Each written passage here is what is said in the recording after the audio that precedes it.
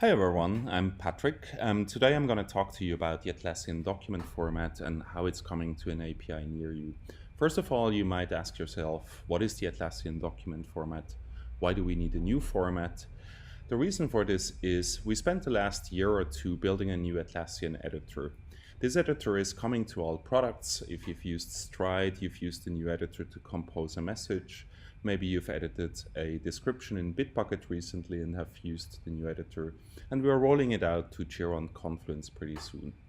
As part of the new editor, we're not only shipping rich text functionality, we also have new elements like mentions that work the same across products. We have code blocks with syntax highlighting, line numbers, certain editing controls that are a bit different from the editor otherwise. We're planning to add apps to the editor as well, so those could be simple like smart cards, or it could be full-blown apps like macros in Confluence today.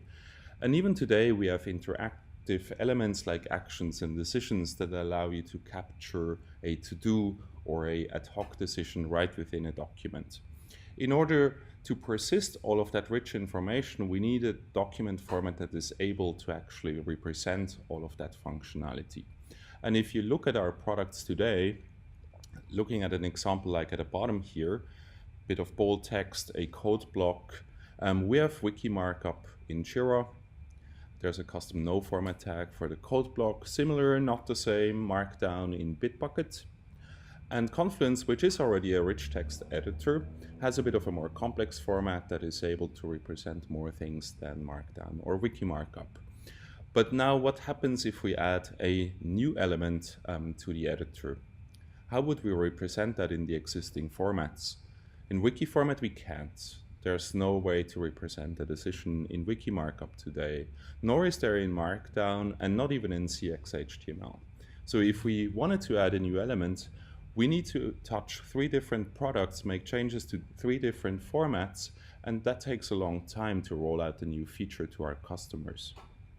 So why a new format? We want consistency, one format for all the products. Also easier for you as developers. You have to learn only one format for all product APIs instead of one format per product. Second one is extensibility, so we can add new elements very easily to support new editor features. And those are the 2 main reasons why we need a new format. So now you're probably wondering yourself, how does that look like? So here are 2 examples, the 2 examples that I've shown, the simple one and also the decision one. They look like this. You don't have to worry too much about the format right now. We're going to go into that in more detail a bit later. But as you can see, it's a JSON-based format. There's some typing information in the nodes, for instance, for paragraphs or node code blocks, and also for decisions. So it becomes very easy for us to just introduce new node types, add them to this document tree. You might ask yourself, why JSON's pretty verbose? For one, it's that structure that I've just shown is a subset of the formats that the editor uses internally, so we don't need to do complex conversions between different formats. But JSON is also a very familiar format. It's something you know from every API out there pretty much. It's supported in all platforms, all languages, without adding specific libraries. It's very processable by machine, so it's easy to construct. You're already doing that for APIs. It's also very easy to parse and traverse. And lastly, it's very maintainable. We have tooling in place for APIs already that allow us to validate whether JSON conforms to a specific schema. And we have also tools in place that allow us to enforce backward compatibility based on 2 versions of a schema, for example. So a lot of the tooling that we've built for API, we can apply to the document format as well. So now let's learn a bit more about the document structure. I'm going to use an example for the remainder of this talk like this. So there's some formatted text, a panel with text, an emoji, and a link. And we're going to see how a document like that is being structured. First of all, you have to remember 3 core elements of the document format. First one is block nodes. And you can imagine a block node a bit like a div tag in HTML. It's an element that is full width, flows vertically. Examples for block nodes are paragraphs, code blocks, quotes, and similar elements. Block nodes in some cases can be nested in each other, so you could, for instance, imagine a panel containing multiple paragraphs. More often though, block nodes contain another type of node which we call inline nodes. The equivalent here from HTML would be a span tag, an element that flows with the text horizontally, and examples here are typically texts, mentions, emojis, and similar elements that flow within a paragraph. The third element that appears in documents are marks. Marks allow us to style an inline node, typically a text, and associate some metadata with it. These three elements make up pretty much anything that is in a document.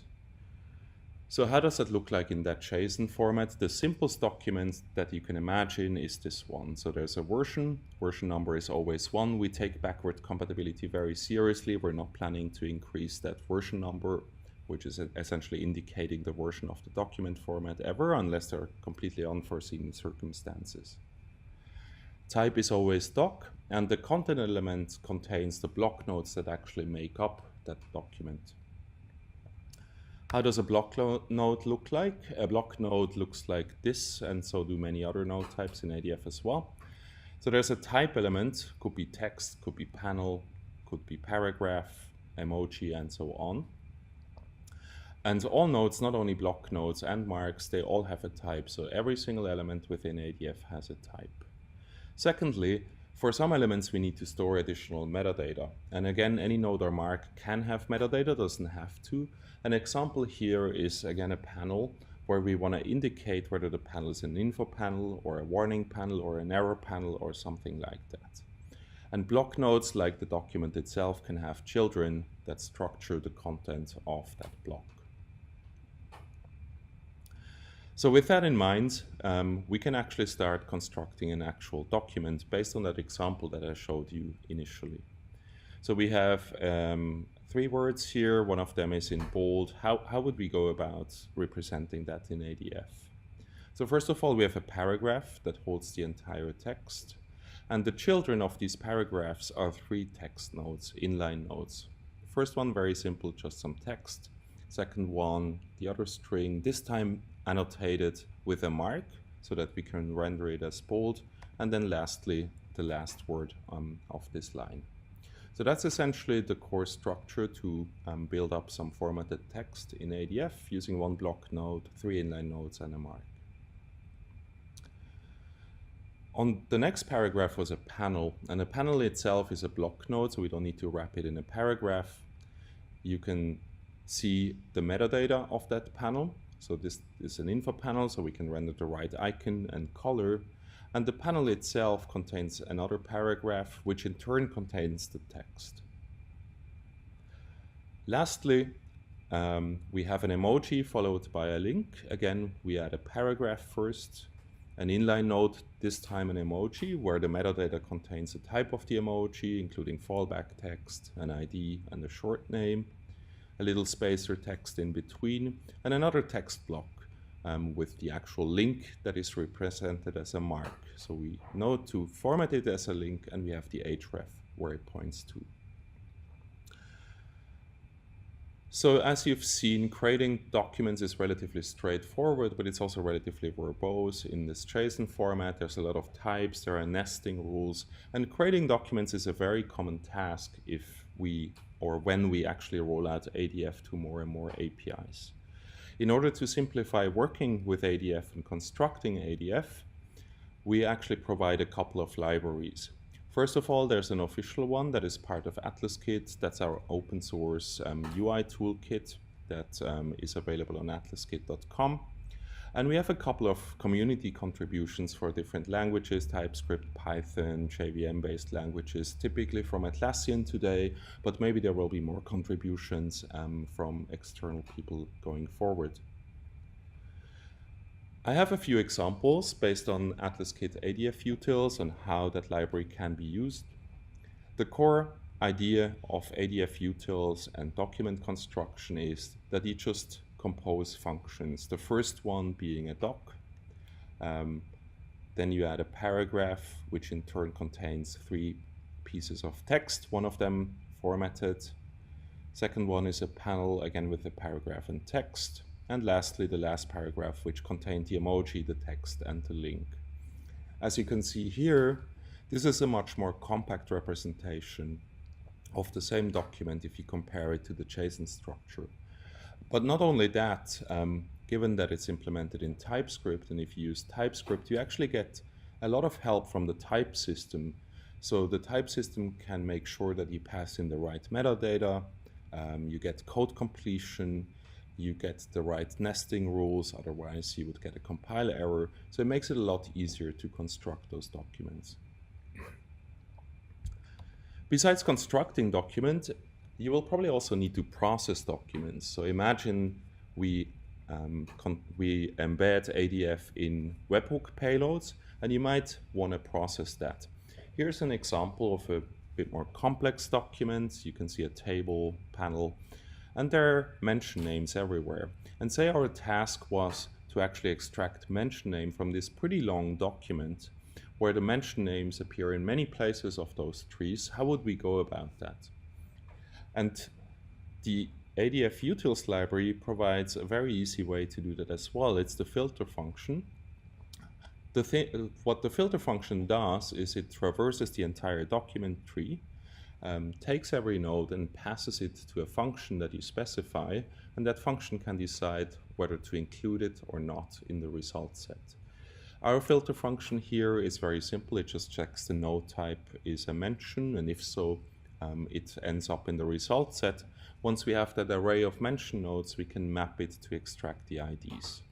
If we would run this example on the long JSON documents that I've shown before, we would get an output like this. Filtering out elements is a relatively common task, but occasionally you also need to modify a document. How would we do that? And I have a little example here, a document fragment that shows a paragraph which contains some text. And our task here, or what we want to do here, is to linkify that text automatically. So everything that looks like task followed by a number, we want to actually turn into a link that points to this task.